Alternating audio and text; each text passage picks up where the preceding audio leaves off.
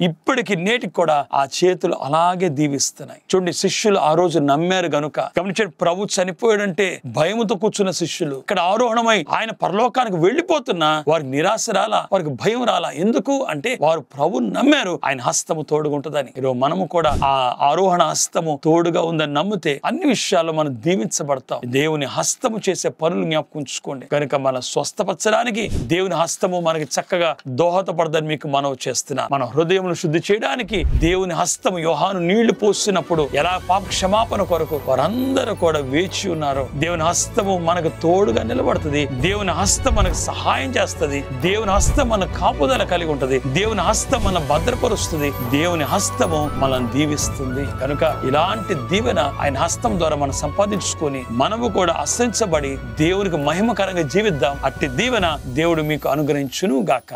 ఆమేన్.